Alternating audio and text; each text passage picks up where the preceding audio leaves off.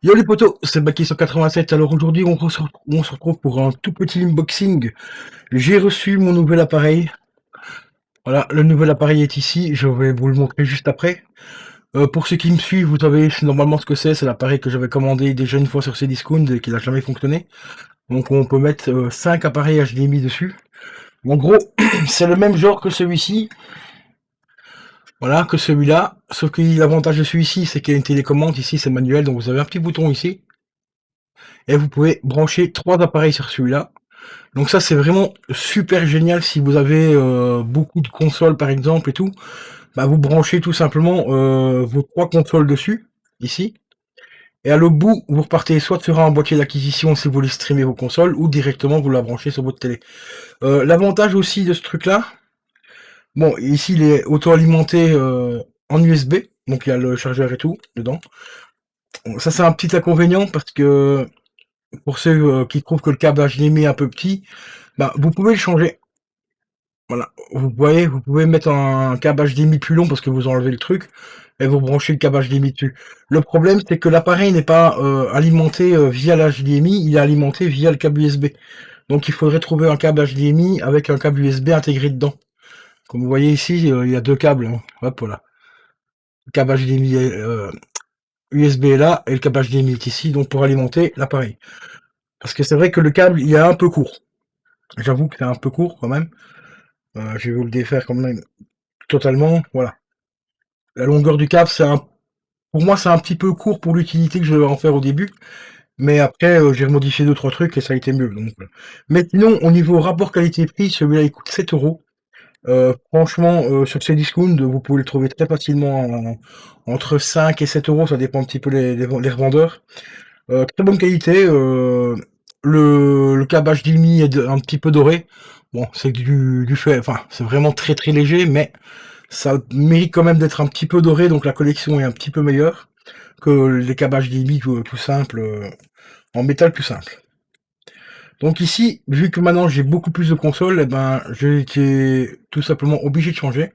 Mais cet appareil-là, je vais quand même le conserver pour ma nouvelle télé qui va arriver bientôt, enfin bientôt, dans quelques mois, parce que je n'aurai pas assez de HD. On va y arriver. Je n'aurai pas assez de HDMI dessus, donc ce que je vais faire, bah, je vais brancher l'appareil ici et je vais récupérer tout simplement 3 HDMI. Bon, l'inconvénient, comme je l'ai dit, c'est que vous voulez changer d'un HDMI à l'autre, il faudra se lever et appuyer tout le bouton. Voilà. Donc, on va passer à l'unboxing de celui-ci. Donc, appareil que j'avais déjà commandé une fois sur Cdiscount, mais qui ne fonctionnait pas. Qui malheureusement n'avait jamais fonctionné. Donc ici, je me suis rabattu sur entre guillemets, une autre marque. Je dis entre guillemets parce que vous allez voir que c'est exactement le même appareil, avec les mêmes accessoires et tout. Mais sauf que c'est fabriqué par une autre société. Parce qu'en fait, les boîtiers en Chine, des boîtiers comme ceci, ce sont souvent des boîtiers génériques qui sont utilisés par plusieurs sociétés. C'est pour ça que, par exemple, vous allez acheter un exemple, un petit projecteur, par exemple, pour les films, il y a des pas chers, et vous allez avoir en Chine qui a souvent des fois 3-4 marques différentes, mais qui ont le même appareil. Mais c'est pas la même technologie qui est à l'intérieur, c'est juste que le boîtier en plastique, c'est un boîtier générique et qui est prévu pour utiliser enfin, par d'autres marques. Donc ici, c'est exactement le même boîtier que j'avais avant. Voilà, donc les 3 je dis mis derrière ici. Il y en a encore 3 devant, parce qu'il y en a une qui va se rebrancher soit sur la télé ou sur le boîtier d'acquisition. Mais ici à la place où ça change beaucoup, c'est au niveau de la marque. Voilà, ici c'est marqué en gros HDMI 4K et tout, Ultra HD et tout. Et ça, c'est la même société qui fabrique justement ceux-là. Voilà. C'est pour ça que j'ai opté sur celui-ci, en espérant que celui-ci va fonctionner. Donc je vais aller faire les tests et tout. Je vais vous filmer ça avec le téléphone et on va tester ça ben, juste après. Donc on se retrouve tout de suite après les amis. Et relais poteaux, ben voilà, comme vous le voyez, ça fonctionne. Donc ici, j'ai branché la Switch. Elle est branchée juste ici. Pour HDMI 1, le 2 est là. Ici, c'est le out. Donc ça fait 1, 2, 3, 4. Et le cinquième est ici. On peut l'alimenter apparemment directement avec via USB Ah bah voilà, la PlayStation qui vient de se mettre en route. Également, parce que je vais vous brancher aussi la PS4. Par contre, la télécommande ne fonctionne toujours pas. Voilà. Donc après, vous avez un bouton ici qui vous permettra de changer. Ah, je pense que c'est la Switch. Voilà, la Switch est remise en veille. Donc du coup, c'est pour ça qu'il n'a pas repéré le signal donc qu'il a perdu le signal tout simplement. Donc, on va rappuyer dessus. Voilà, vous voyez, la Switch vient de s'allumer. Et on va passer sur la Switch. Voilà, et avec le bouton ici, on peut switcher donc, hop, sur la PS2. Et voilà, et ben cet appareil là, vous voyez, il est un peu plus cher. L'autre j'avais payé 3 euros, 3-4 euros. Celui-là je l'ai payé 12 balles, mais comme je vous l'ai dit, avec la marque, c'est pas tout à fait une marque, mais on les reconnaît facilement parce que c'est marqué 4K, Ultra HD, HDMI, machin. Prenez ceux-là, franchement, ceux-là c'est vraiment les meilleurs. Ils sont plus chers, 12 balles, au lieu de 4 euros pour la plupart des boîtiers que vous allez trouver comme ça sur Cdiscount. Mais là au moins, ça fonctionne quoi. Donc je préfère quand même payer plus cher et avoir un truc qui fonctionne. Donc j'ai quand même essayé la télécommande. Bon, il y a vraiment la télécommande qui fonctionne pas. Pourtant le hier est bien là et tout. Mais ça ne fonctionne pas. Je fais une pause de secondes, je vais regarder au niveau de la télécommande, voir si c'est bien branché et tout, et je reviens. Ah, c'est des petits marrants. Vous voyez ici, il y a la petite languette qui vous permet d'empêcher que la pile s'active, que vous devez retirer. Mais le problème, c'est qu'il n'y a pas de pile dans la télécommande. Ah, il n'y a tout simplement pas de pile. Je vais aller voir si j'en ai une et je reviens dans 2 secondes, les gars. Et re les poteaux. Donc voilà, j'ai trouvé une pile et ça fonctionne. Je viens de tester un petit peu avant. Donc j'ai bien la télécommande, elle est là. Regardez, ici j'ai appuyé sur le 1 qui est juste au-dessus. Vous allez voir que ça va changer. Donc je vais même me mettre en face de l'hier. Bah, ça a fonctionné il y a 2 secondes. Et ben, ouais, c'est bon, parce que je suis pas tout à fait en face. Et voilà, ici donc on arrive sur la Switch. Voilà, l'appareil est là-bas. Hein. Donc vous voyez bien que la télécommande va fonctionner. On va faire comme ça. On va tester la longueur en même temps. Ouais. Au niveau de la distance, c'est pas ouf. Hein.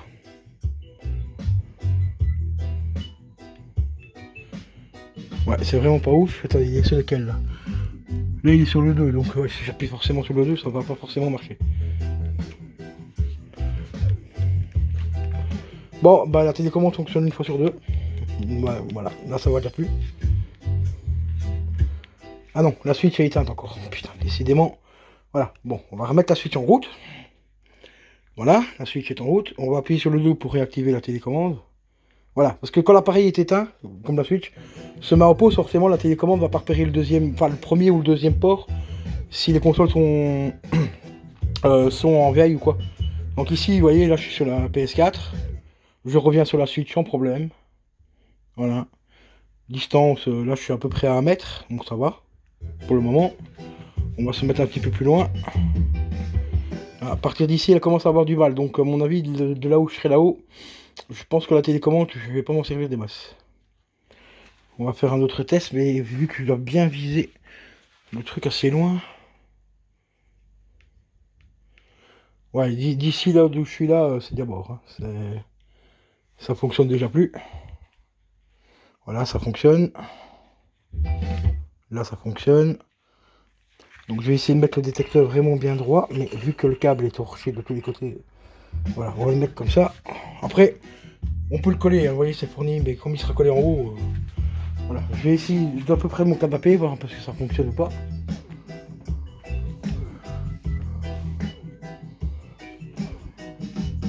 Ouais, évidemment, la Switch est remise en veille.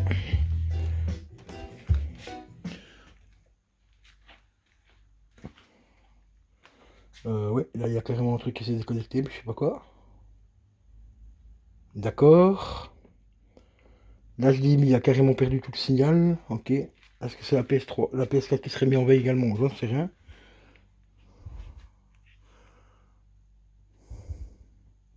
Non, c'est bon. Bon, à partir de là, ça va. On va essayer d'une distance un peu plus loin.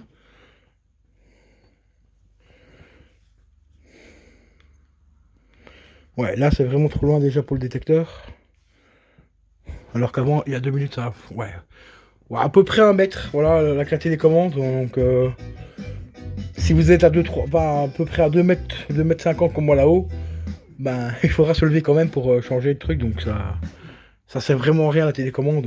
À moins que ce serait la pile qui serait un petit peu trop fatiguée. C'est possible aussi, parce que c'est une pile que j'ai récupérée dans une télécommande de ruban LED, donc voilà quoi.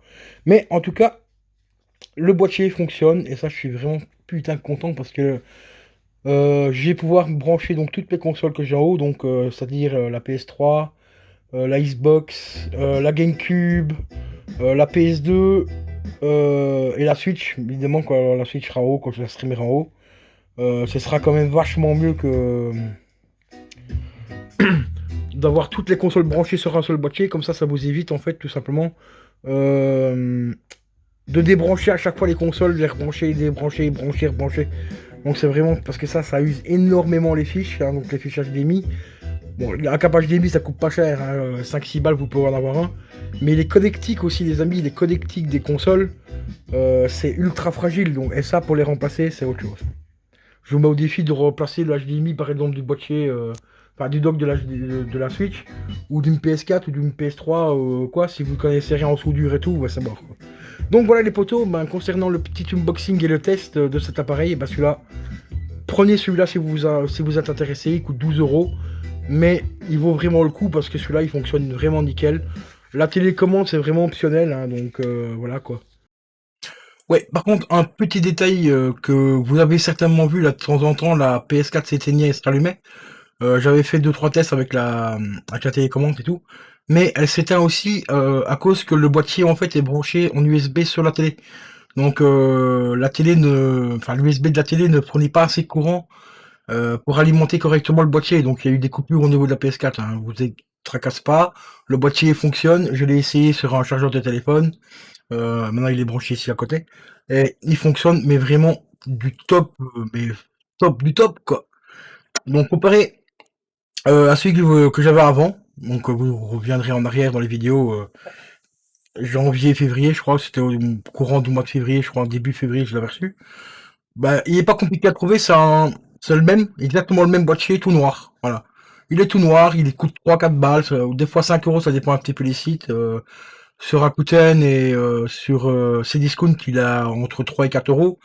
Ne le prenez pas celui-là. C'est exactement le même que celui-là, mais ne le prenez pas parce qu'il est tout noir. Vous prenez bien celui-là où c'est marqué KK HDMI en gros. Voilà, en orange jaune. Là. Vous prenez celui-là, franchement, il est au top. Après, comme je l'ai dit, la télécommande, c'est vraiment optionnel. Ça peut être utile quand vous avez plusieurs appareils. Mais bon, après, ça vous casse pas le cul non plus de vous lever, d'appuyer sur un bouton, tu switch, et puis voilà. Parce que la télécommande, c'est vraiment des anciennes technologies IRC au niveau de l'infrarouge. Donc c'est un appareil que tu branches en prise jack sur le boîtier. T'as le détecteur au bout, et après t'as la télécommande. Bon, ça fonctionne, mais c'est la distance du laser est un petit peu vraiment limite, quoi. Il faut se mettre à 1 mètre, je dirais 1 mètre, 1 mètre 50 maximum, mais après c'était trop loin, bah, au-delà, bah, ça va plus. Donc c'est vraiment un petit peu dommage, mais bon. Voilà, après moi ça me dérange pas avec mon ancien Switch que j'avais, donc les trois Switch. Je me levais, j'appuyais sur un bouton, ça changeait de la console, et je revenais ici, et puis voilà quoi, donc c'était nickel. Donc voilà les amis, bah franchement pour 12 balles, il fait le taf. Là il aura bientôt, dans quelques mois, je peux pas le faire maintenant pour les tests complémentaires avec toutes les consoles de brancher dessus, et tout parce qu'il faut d'abord que je récupère ma télé, enfin, ma nouvelle télé pour remettre la télé que j'ai en bas ici au-dessus.